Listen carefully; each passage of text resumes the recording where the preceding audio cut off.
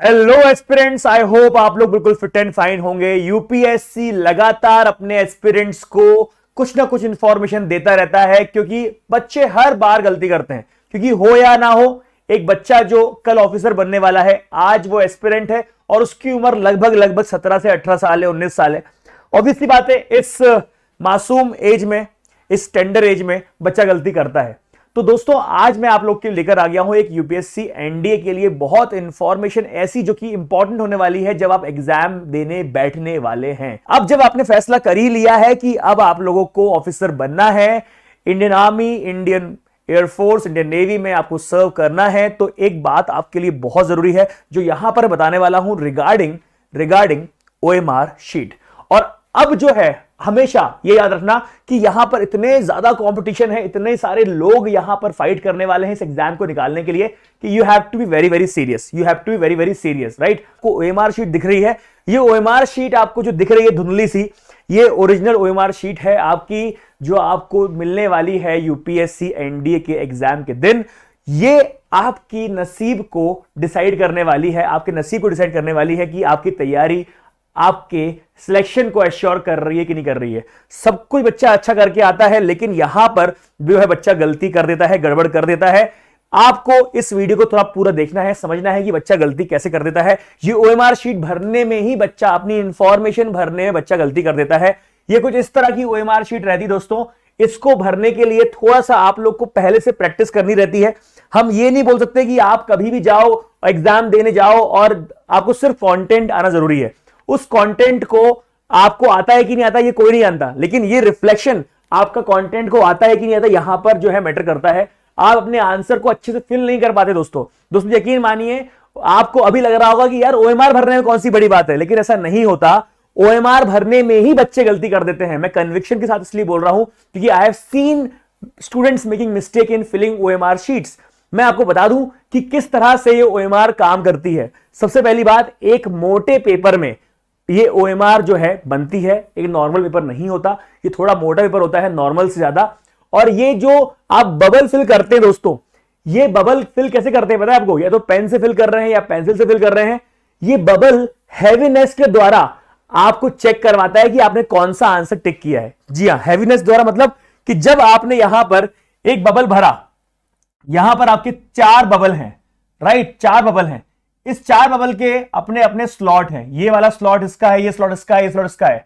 वो heaviness check करता है इंक की या फिर पेंसिल की कि इन 4 में से कौन सा आपने ज्यादा फिल करके हैवी कर दिया। अगर आपने ये वाला हैवी कर दिया दोस्तों और आपने पेंसिल को हल्का सा इधर खींच दिया, तो ये हल्का सा भले इधर हुआ है, लेकिन वो 2 बॉक्स को काउंट कर लेगा कि आपने 2 बॉक्स को जो है भर दिया है। यहीं पे आपका रिजेक्शन तय हो जाता है। जैसे ही आपके 2 बॉक्स काउंट हो जाएंगे, वो आपका आंसर पूरा का पूरा गलत कर देगा। क्या मेरी बात समझ में आ रही है?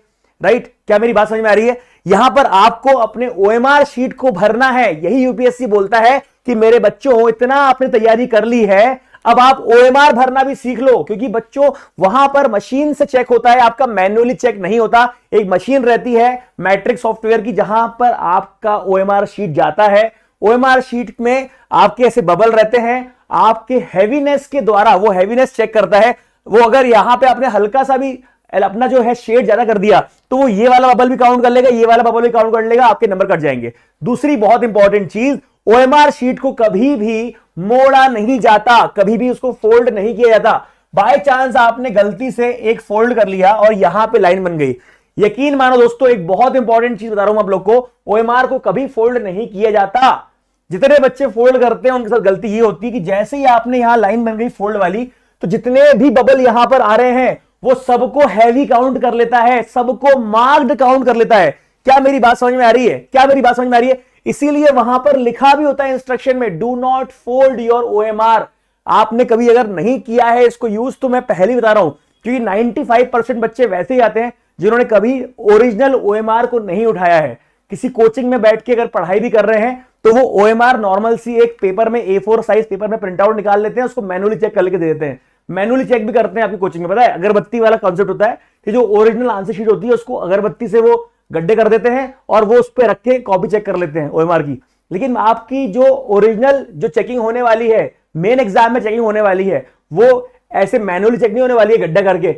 पता है आपको ये चीज, नॉर्मल कोचिंग में मशीन नहीं होती चेक करने के लिए, लेकिन क्योंकि वो ओएमआर वाला पेपर करवा रहे हैं इसलिए वो नॉर्मल सा A4 साइज पेपर में प्रिंट आउट निकालते हैं ओएमआर शीट का, आप उससे फिल करते हैं और वो एक खाली ओएमआर लेते हैं जिसमें आंसर जो की रहती है उसको फिल करते हैं और आंसर की वाले जो बबल होते हैं उसको अगरबत्ती छेद कर देते हैं और आपकी आंसर शीट के ऊपर रखते हैं, जिसमें आपके वो ओवरलैप करते हैं उसको वो टिक कर देते हैं, जो नहीं करते वो टिक नहीं करते, तो मैन्युअली चेक करना इसको बोलते हैं। इसलिए मैं आपको बता रहा हूं कि आपको ओरिजिनल कंडीशन पता ही नहीं चलती कभी। ओरिजिनल कंडीशन ये है, आप लोगों के पास वैसे इंस्ट्रक्शन आती है पूरी कि भैया किस तरह भरना है किस तरह नहीं भरना है। यहां लिखा हुआ है डू नॉट फोल्ड और damage the edges of OMR sheet, क्योंकि बहुत सारी कोडिंग होती है, आपको ये चीज बोलेगी please do not make any stray marks. अब क्या होता है ना कि आप लोगों को कभी भी ये चीज समझ में नहीं आता कि क्यों बोल रहा है। बोल इसलिए रहा है क्योंकि जैसे ही आप इसको ऐसे फोल्ड करेंगे तो जितने भी बबल इस लाइन के अलोंग जा रहे हैं वो सब लोग बाकी बबल कंपैरिजन में हैवी हो जाएंगे और वो उसको मार्क काउंट कर लेगा। अगर मेरी बात समझ में आ रही दोस्तों, जितने मेरे दोस्त चैट बॉक्स में बैठे हुए हैं, अगर मेरी बात समझ में आ रही है प्लीज थम्स अप मारो यार, प्लीज थम्स अप मारो, मुझे आपका रिस्पॉन्ड बहुत जरूरी है। और मैं आपसे रिक्वेस्ट कर रहा हूं कि ये वीडियो शेयर जरूर करना। और ये जो बबल है, अगर आपने ऐसी लाइन खींच दी और ये पूरे बबल है आपका, ये फिल हो गया, ये फिल हो गया, ये फिल हो गया, ये फिल हो गया, ये फिल हो गया, ये फिल हो गया, ये फिल हो गया, ये फिल हो गया, राइट, सारे फिल हो चुके हैं आपके। जैसे आपने फिल कर दिए या अब अगर इसका आंसर बी है तो बी को और डी को दोनों काउंट कर लेगा, बी को डी को दोनों, इसका आंसर डी है तो सी को डी को दोनों काउंट कर लेगा। ये दिक्कत ये होती है, सारे जो इसने मार्क कर दिए, आपने जो इतनी मेहनत करी वो पूरी वेस्ट हो गई। और दोस्तों ये ओएमआर शीट आपको दिख रही है, इसको बहुत सीरियस लीजिए, इस चीज ध्यान रखिएगा, ओएमआर भरने में गलती मत करिएगा, क्योंकि आपका पूरा का पूरा जो इसमें रिजल्ट है वो ओएमआर के कारण है। आपको कितने चैप्टर आते हैं, कितने क्वेश्चन आपको आते हैं, ये मैटर नहीं करता, आपने कितने पीवाईक्यू सॉल्व किए हैं ये मैटर नहीं करता, आप कितना यहां पर रिफ्लेक्ट कर पा रहे हैं ये मैटर करता है।